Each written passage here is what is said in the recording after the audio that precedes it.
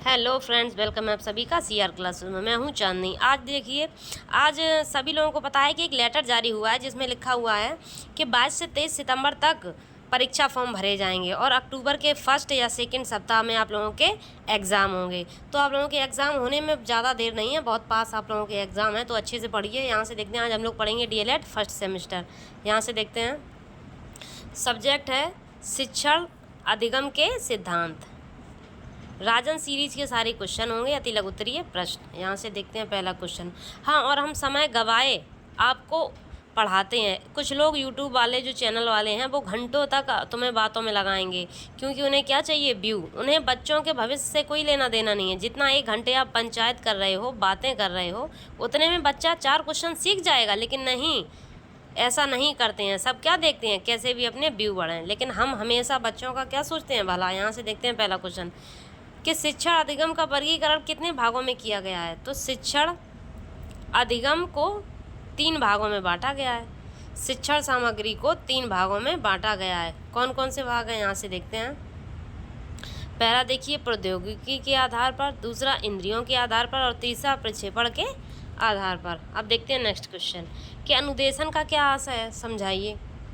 तो अनुदेशन शब्द का साधारण भाषा में अर्थ है सूचना देना या आज्ञा देना। सूचना देना अथवा आज्ञा देना। अनुदेशन का शब्द का साधारण भाषा में अर्थ होता है सूचना देना अथवा आज्ञा देना। अब देखते हैं नेक्स्ट क्वेश्चन। प्रश्नीकरण कौशल के किन्हीं 2 घटकों के नाम लिखिए। जो प्रश्नीकरण कौशल के किन्हीं 2 घटकों के नाम, यहाँ से देखिए, प्रश्नों की क्या होनी चाहिए? स्पष्टता और प्रकरण में संबंध। नेक्स्ट क्वेश्चन यहाँ से देखते हैं। एलन तथा रियोन ने कितने शिक्षण कौशलों का उल्लेखन किया है? तो एलन तथा रियोन ने 1969 द्वारा शिक्षण के 14 कौशलों का उल्लेख किया है। एलन तथा रियोन ने कितने शिक्षण कौशलों का उल्लेख किया है?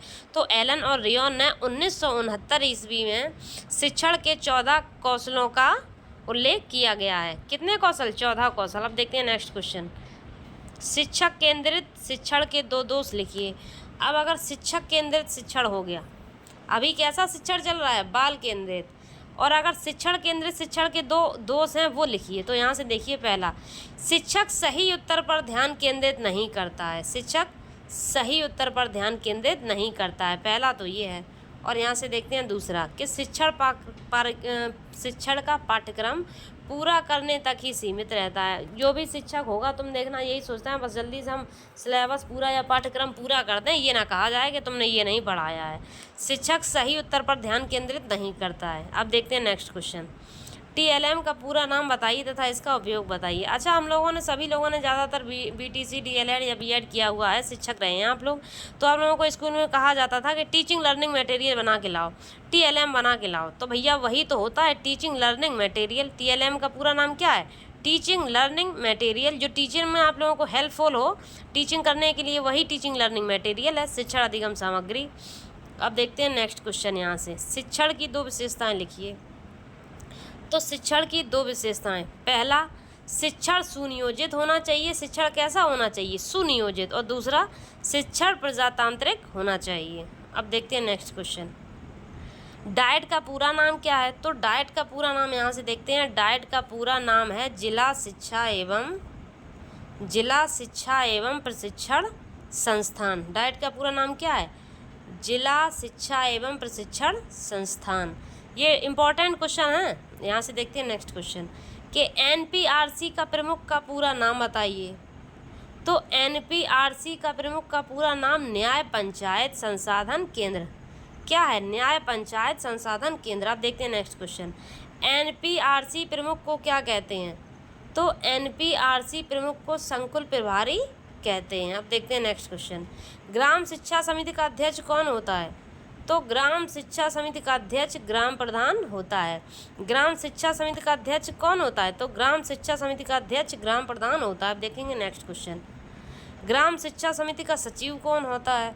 तो ग्राम शिक्षा समिति का सचिव, यहाँ से देखते हैं, ग्राम शिक्षा समिति का सचिव प्रधानाध्यापक होता है। कौन होता है? प्रधानाध्यापक। जब बात करें ग्राम शिक्षा की समिति का सचिव, तो प्रधानाध्यापक। अब देखते हैं नेक्स्ट क्वेश्चन। राज्य शिक्षा संस्थान कहाँ स्थित है? तो राज्य का शिक्षा संस्थान ये कहाँ पे है? इलाहाबाद में, जिसका पूर्व नाम अब क्या नाम हो गया? प्रयागराज। जब पहले क्या नाम था? इलाहाबाद। तो राज्य शिक्षा संस्थान प्रयागराज या इलाहाबाद, इन दोनों ही लिख देना, एक ही चीज़ है। जो राज्य शिक्षा संस्थान है वो है प्रयागराज। अब देखेंगे नेक्स्ट क्वेश्चन। सीखने में जब समस्या का समाधान अचानक आ जाता है, यह सिद्धांत कौन सा सिद्धांत है? तो यह सिद्धांत है सूझ का सिद्धांत। कौन सा सिद्धांत है? सूझ का सिद्धांत। अब देखते हैं नेक्स्ट क्वेश्चन। पीटीए तथा एमटीए का पूरा नाम क्या है? यहाँ से देखते हैं। पीटीए का पूरा नाम है पेरेंट्स टीचर एसोसिएशन, अभिभावक अध्यापक संघ। और एमटीए का पूरा जो नाम है वो है मदर टीचर एसोसिएशन, मात्र अध्यापक संघ।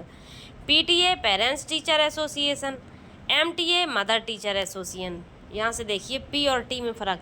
पी से पेरेंट्स टीचर, पी से पेरेंट्स टीचर, और एम से मदर टीचर एसोसिएशन, मात्र अध्यापक संघ। अब देखते हैं नेक्स्ट क्वेश्चन। टीएलएम के लिए कितनी धनराशि देय होती है? तो टीएलएम के लिए 500 रुपये धनराशि देय होती है। कितनी धनराशि देय होती है? 500 रुपये। अब देखेंगे नेक्स्ट क्वेश्चन। टीएलएम बनाने के लिए कितने रुपए मिलते हैं? 500 रुपये। बीआरसी का पूरा नाम क्या है? तो बीआरसी का पूरा नाम है खंड संसाधन केंद्र। बीआरसी का पूरा नाम क्या है? ब्लॉक रिसोर्स सेंटर या खंड संसाधन केंद्र। इंग्लिश में भी बता सकते हैं ब्लॉक रिसोर्स सेंटर, या हिंदी में खंड संसाधन केंद्र। अब देखते हैं नेक्स्ट क्वेश्चन। प्रयोग प्रदर्शन विधि मुख्य रूप से किस कार्य के लिए उपयोगी है? जो प्रयोग प्रदर्शन विधि है, मुख्य विधि, किस कार्य के लिए उपयोगी है? तो प्रयोग प्रदर्शन विधि मुख्यतः विज्ञान शिक्षण के लिए उपयोगी है। किसके लिए उपयोगी है?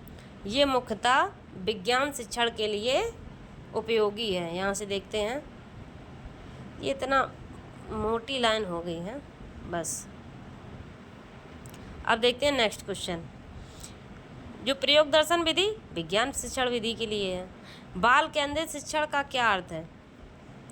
तो बाल केंद्रित शिक्षा वह शिक्षा है, बाल केंद्रित शिक्षा वह शिक्षा है जिसमें बालक को केंद्र मानकर शिक्षण का कार्य किया जाता है। अच्छा ध्यान से सुनना, बाल केंद्रित शिक्षा यानी कि वह शिक्षा जिसमें बालक को केंद्र मानकर शिक्षण का कार्य किया जाता है।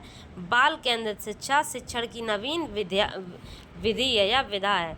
जो बाल केंद्रित शिक्षा है वो शिक्षण की नवीन विधा है। बाल केंद्रित शिक्षा वह शिक्षा है जिसमें बालक को केंद्र माना जाता है, शिक्षण का बालक को केंद्र मानकर शिक्षण का कार्य किया जाता है, तो बाल केंद्रित शिक्षण कहलाता है, या ये शिक्षण की नवीन विधि है।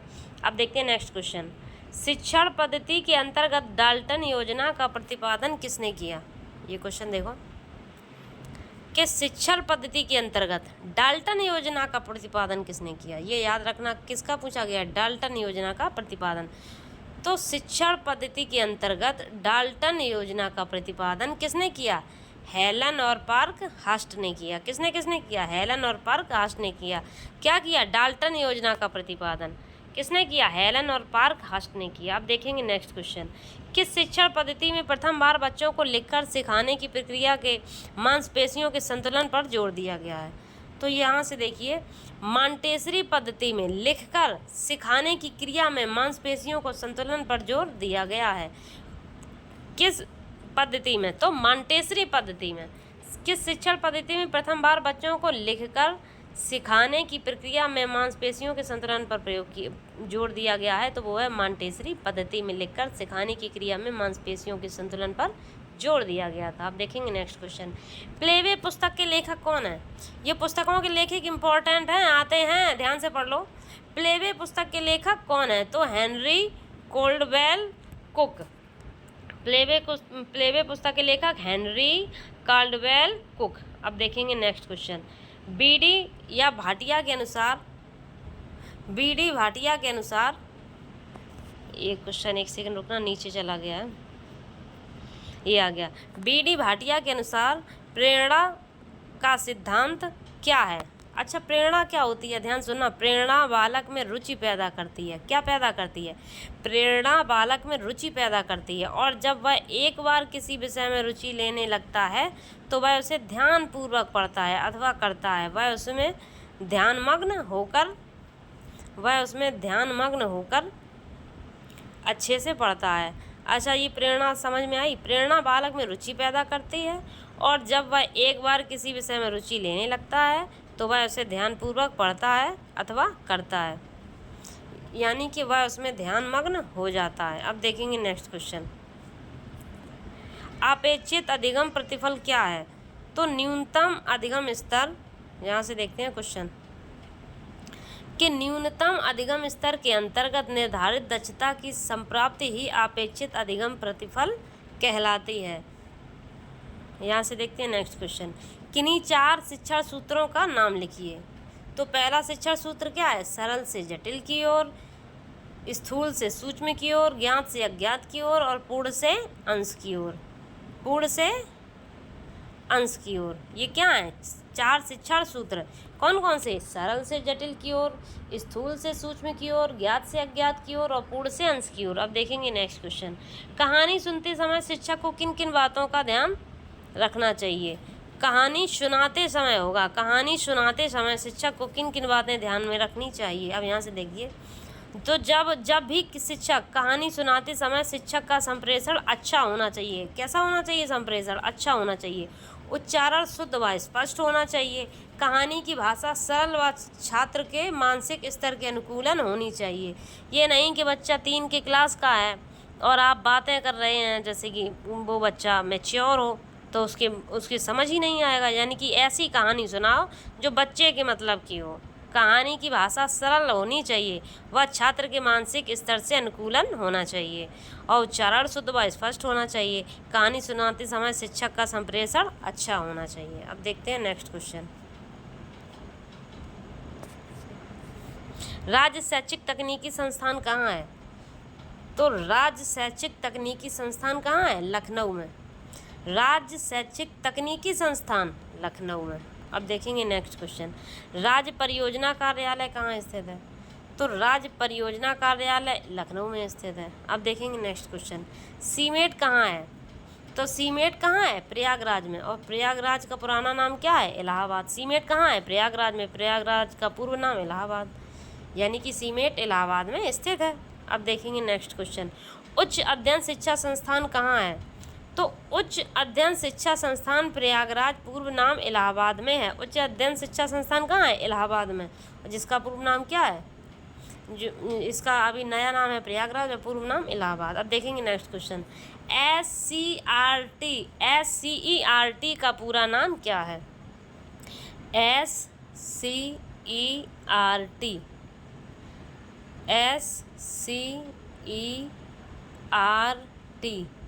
SCERT का पूरा नाम क्या है? S फॉर स्टेट, यानी कि राज्य, शैक्षिक अनुसंधान और प्रशिक्षण परिषद। यहाँ से देखिए, राज्य शैक्षिक अनुसंधान और प्रशिक्षण परिषद। SCERT का पूरा नाम क्या है? राज्य शैक्षिक अनुसंधान और प्रशिक्षण परिषद। अब देखेंगे नेक्स्ट क्वेश्चन, NCERT का पूरा नाम क्या है? अभी ऊपर पढ़ाया था वो क्या था? SCERT, और अब क्या है? NCERT।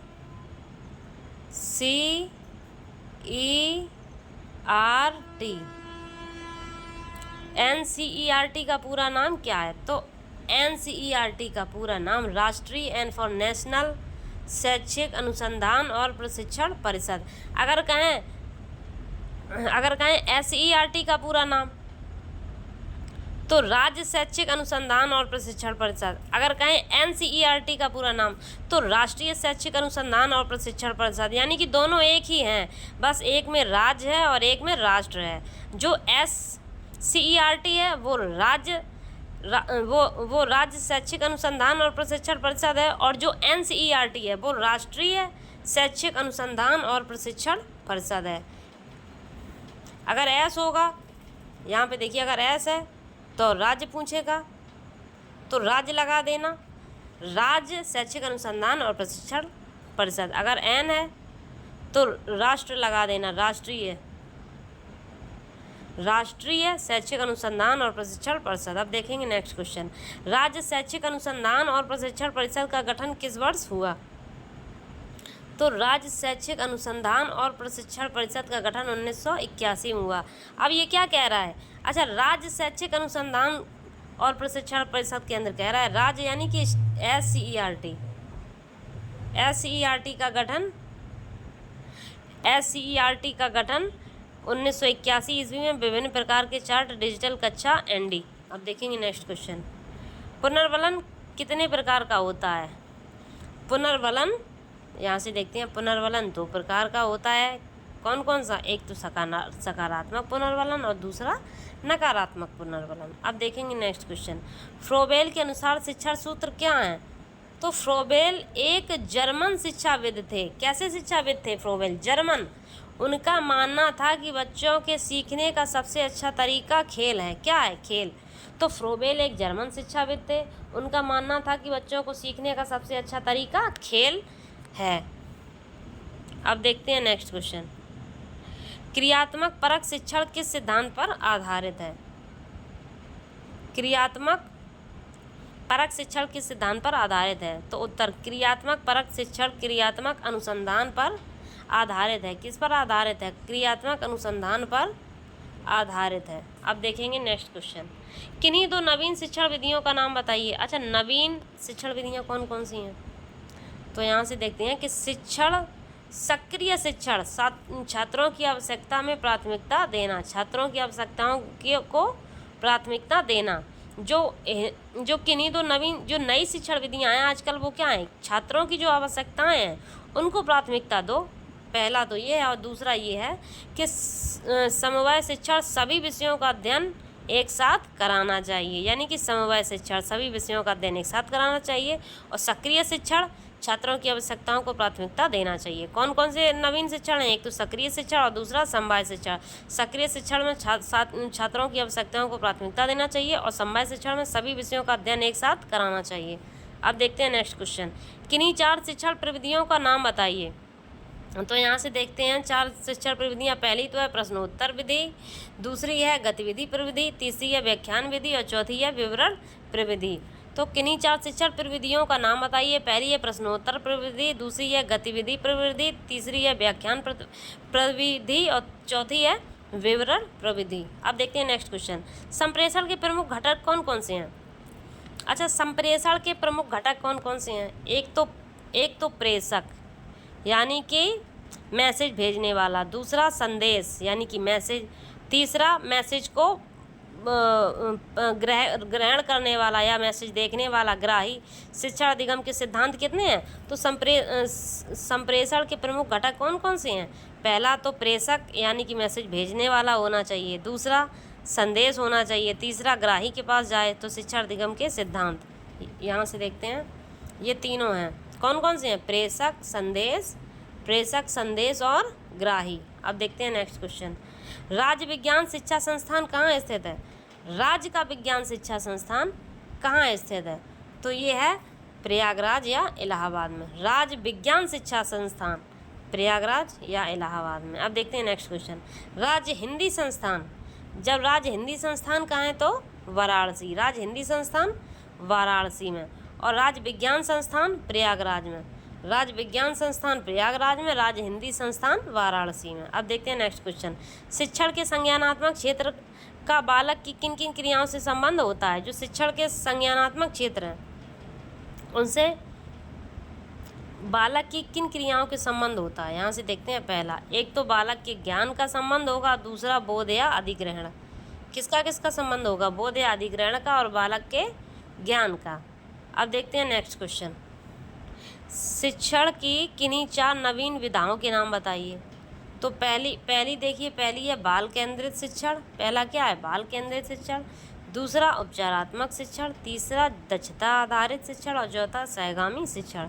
शिक्षण की किन्हीं 4 नवीन विधाएं कौन कौन सी हैं? पहला तो बाल केंद्रित शिक्षा होनी चाहिए, उपचारात्मक शिक्षा होनी चाहिए, दक्षता आधारित शिक्षा होनी चाहिए, सहगामी शिक्षण होनी चाहिए। अब देखते हैं नेक्स्ट क्वेश्चन। व्यक्तिक संप्रेषण के 2 लाभ बताइए। तो व्यक्तिक संप्रेषण के 2 लाभ क्या होते हैं? यहाँ से देख लेते हैं भैया। एक तो ज्ञान की प्राप्ति और दूसरा उचित भाषा एवं उचित उच्चारण। अब देखेंगे नेक्स्ट क्वेश्चन। ज्ञात से अज्ञात की ओर शिक्षा सूत्र किस तत्व पर आधारित है? तो यह है मनोवैज्ञानिक तत्व पर। किस तत्व पर? मनोवैज्ञानिक तत्व पर। कौन सा सूत्र? ज्ञात से अज्ञात की ओर शिक्षण सूत्र किस तत्व पर आधारित है? तो यह है मनोवैज्ञानिक तत्व पर। अब देखेंगे नेक्स्ट क्वेश्चन, निरीक्षण विधि का शिक्षण में क्या महत्व है। ये जो निरीक्षण विधि है इसका शिक्षण में क्या महत्व है, तो यह एक मनोवैज्ञानिक विधि है। इसके प्रयोग से छात्रों की ज्ञानेंद्रियों का विकास होता है। निरीक्षण विधि कौन सी है, मनोवैज्ञानिक विधि। यह एक मनोवैज्ञानिक विधि है, इसके प्रयोग से छात्रों की जो ज्ञानेंद्रियां हैं उनका विकास अच्छे से हो जाता है। अब देखेंगे नेक्स्ट क्वेश्चन, अन्वेषण विधि का अर्थ स्पष्ट कीजिए। तो अन्वेषण विधि का अर्थ होता है खोज करना। अन्वेषण करना, खोज करना, यानी कि बालक स्वयं से खोज करके सीखे। अन्वेषण विधि से आशय है शिक्षण की उस विधि से है जिसमें बालक को स्वयं करने का अवसर मिलता है, यानी कि बालक स्वयं करके देखे। जैसे हम लोग प्रयोग करवाते हैं विज्ञान में, वैसे ही अन्वेषण का अर्थ होता है खोज करना। तो अन्वेषण विधि से आशय है शिक्षण की उस विधि से है जिसमें बालक को स्वयं करने का अवसर मिलता है या स्वयं करके सीखने का अवसर मिलता है, उसे अन्वेषण विधि कहते हैं। अब देखते हैं एक तरफा या वन वे संप्रेषण क्या होता है। यहाँ से देखते हैं, एक तरफा संप्रेषण में एक व्यक्ति अपने विचारों को दूसरे व्यक्तियों तक पहुँचा देता है, यह प्रभावशाली संप्रेषण नहीं है। अच्छा, आप ध्यान से देखना। अच्छा, जैसे एक प्रेमी है, एक प्रेमिका है, ठीक है। अब प्रेमी में ये प्रेमी हो गया प्रेषक, और ये हो गए संदेश लव यू वाले, और ये हो गई लड़की। अब प्रेमी है, संदेश भेज रहा है किसको, प्रेमिका को, लेकिन प्रेमिका वहाँ से कोई जवाब नहीं दे रही है। तो यही तो मतलब है कि एक तरफा संप्रेषण में एक व्यक्ति अपने विचारों को दूसरे व्यक्तियों तक पहुँचा देता है, यह एक प्रभावशाली संप्रेषण नहीं है। अगर एक व्यक्ति को अगर एक प्रेमी को प्रेमिका से कोई संदेश लिखना है, भेजना है, लिख के उसने भेज दिया, लेकिन प्रेमिका का कोई जवाब नहीं आ रहा है, यानी कि प्रभावशाली संप्रेषण नहीं है। अब देखेंगे आगे, इसी को कहते हैं एक तरफा या वन वे संप्रेषण। अब देखते हैं प्रभावी संप्रेषण किसे कहते हैं। यहाँ से देखते हैं, प्रभावी संप्रेषण में एक व्यक्ति अपने विचारों को दूसरे व्यक्तियों तक पहुँचाता है और दूसरा व्यक्ति उसे समझ लेता है तथा उसी के अनुसार उसका जवाब देता है। अब एक प्रेमी है, अपने प्रेमिका को मैसेज भेजता है। प्रेमी हो गया प्रेषक, और मैसेज हो गया संदेश, और ग्राही हो गई प्रेमिका। यानी कि प्रभावी संप्रेषण में एक व्यक्ति अपने विचारों को दूसरे व्यक्तियों तक पहुंचा देता है और दूसरा व्यक्ति उसे समझ लेता है। जैसे ही एक प्रेमी ने प्रेमिका को संदेश भेजा कि आई लव यू, और प्रेमिका की तरफ से वापस आया लव यू टू, उसी को क्या कहते हैं, प्रभावी संप्रेषण। यहाँ से देखते हैं, और दूसरा व्यक्ति उसके अनुसार जवाब देता है, समझ लेता है। जैसे उसने कहा आई लव यू, प्रेमी ने कहा, प्रेमिका ने कहा लव यू टू, तो उसी के अनुसार उसका जवाब देता है। यहाँ यह संप्रेषण दो तरफा होता है या टू वे होता है, लेकिन ये कैसा होता है, प्रभावी संप्रेषण। यहाँ से देखते हैं ध्यान से, ये रहा प्रेमी ग्राही। यहाँ पर एक तो ग्राही है और एक सूचना है। अब देखो, ये ग्राही है, ये है प्रेषक, ठीक। प्रेषक ने मैसेज भेजा, ग्राही के पास गया, यानी कि प्रेमी ने मैसेज भेजा और मैसेज पहुंच गया, ठीक। उधर से जवाब आया है। अब यहाँ देखो, यहाँ सूचना पहुंचाई, उधर से जवाब आ गया। जैसे ही इधर से प्रेमी ने मैसेज भेजा और उधर से प्रेमिका का जवाब आ गया लव यू टू, यानी कि ये कैसा संप्रेषण हो गया, प्रभावी संप्रेषण। यहाँ से देखिए, ऐसे संप्रेषण को क्या कहते हैं, प्रभावी संप्रेषण। एक बार और इसकी पढ़ लेते हैं। यहाँ से देखिए, थोड़ा और ऊपर एक बार और ये पढ़ लें कि प्रभावी संप्रेषण किसे कहते हैं। प्रभावी संप्रेषण में एक व्यक्ति अपने विचारों को दूसरे व्यक्ति तक पहुंचाता है और दूसरा व्यक्ति उसे समझ लेता है तथा उसी के अनुसार उसका जवाब देता है। उसे संप्रेषक या दो तरफा या टू वे होता है, इसी को प्रभावी संप्रेषण कहते हैं। जैसे कि यहाँ देखो, एक ग्राही है, मैसेज, एक प्रेषक है, उसने मैसेज भेजा, ग्राही को मिल गया, ग्राही ने जवाब दिया और जवाब में सूचना दे दी कि हाँ भैया ठीक है। अब जैसे हम लोग बैठे हैं, मैसेज करते जा रहे हैं, उधर से कोई जवाब ही नहीं आ रहा है, यानी कि एक तरफा संप्रेषण प्रभावी नहीं होता है, जबकि दो तरफा संप्रेषण प्रभावी होता है। Thanks for watching. अगर आपको मेरी क्लास अच्छी लगी हो तो प्लीज़ लाइक करें, सब्सक्राइब करें। अच्छा, एक क्वेश्चन और है, रुक जाइए। अच्छा, बहुकक्षा शिक्षण क्या है, ये एक लास्ट क्वेश्चन बचा है, मुझे लगा भाई नहीं क्वेश्चन, लेकिन ये एक लास्ट क्वेश्चन था। बहुकक्षा शिक्षण क्या है, यहाँ से देखते हैं। जब शिक्षण कार्य कई कक्षाओं के बच्चों को एक साथ बैठाकर किया जाता है। जब शिक्षण का कार्य बहुत सारी कक्षाओं के सारे 3 कक्षा के, 2 कक्षा के, 1 कक्षा के सारे बच्चों को एक साथ बैठा लिया, तो इसे शिक्षण बहुकक्षा शिक्षण कहलाता है। जैसे कभी कभार हम लोग देखते हैं सर्दियों के दिनों में क्लासों में, जैसे 3rd क्लास हुआ, 4th क्लास हुआ, 5th क्लास हुआ, 2-2 4-4 बच्चे आ रहे हैं, उनका सर्दियों के दिन है, चलो आ जाओ सारे बच्चों को यहाँ मैदान में एक साथ बैठा के और पढ़ा दें, तो वो क्या हो जाता है, बहुकक्षा शिक्षण। कैसे, जब शिक्षण कार्य कई कक्षाओं के बच्चों को एक साथ बैठा कर किया जाता है, तो ऐसा शिक्षण बहुकक्षा शिक्षण कहलाता है। बहुकक्षा शिक्षण की नई विधा है। Thanks for watching. अगर आपको मेरी क्लास अच्छी लगी हो तो प्लीज़ लाइक करें, सब्सक्राइब करें, हम आपके लिए एजुकेशन वीडियो लाते रहेंगे। Thanks for watching everyone. और आप सभी लोग ध्यान रखें, आप सभी लोगों के एग्ज़ाम आने वाले हैं, लगभग 20 दिन हैं आपके पास, तो अच्छे से पढ़ाई करें। हम आपको ऐसे ही कंटेंट देते जाएंगे, और कमेंट में बता दिया करें कि आपको कैसा क्लास चाहिए या किस सब्जेक्ट की चाहिए, कैसा कंटेंट चाहिए, हम आपको प्रोवाइड कराते रहेंगे। Thanks for watching everyone.